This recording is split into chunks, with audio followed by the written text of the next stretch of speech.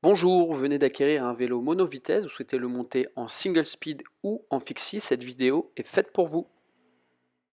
Première étape, déballez le vélo du carton. Faites attention à l'aide de la pince coupante à ne pas rayer le cadre en coupant tout ce qui est nécessaire. Nous allons ensuite positionner l'ensemble sel, tige de sel dans le tube de sel. Il sera nécessaire de graisser celui-ci, puis de venir serrer le collier de sel avec la clé Allen adéquate. Nous allons ensuite passer au positionnement du guidon. Pour cela, il sera nécessaire de dévisser à l'aide de la clé Allen adéquate le capot de la potence.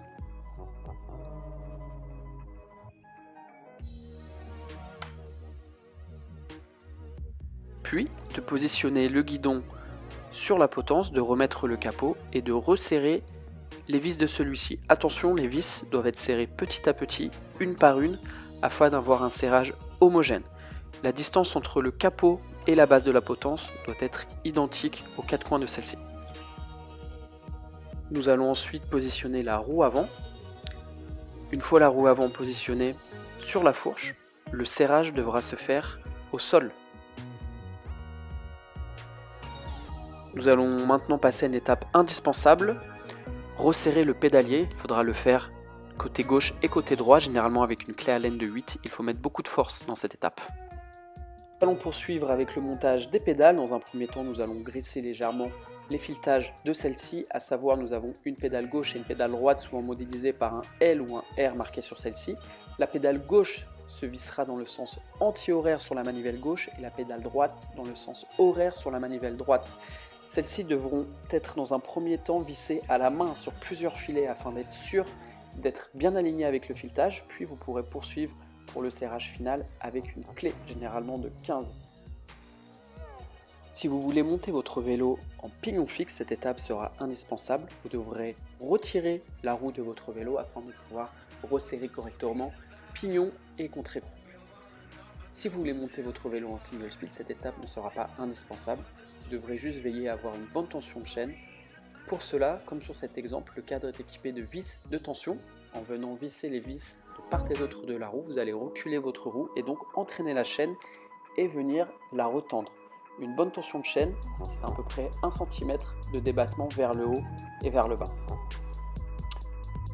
Vous devrez veiller dans cette étape à ce que votre roue reste bien centrée entre les bases et entre les haubans de votre cadre. Puis réaliser le serrage final de votre roue.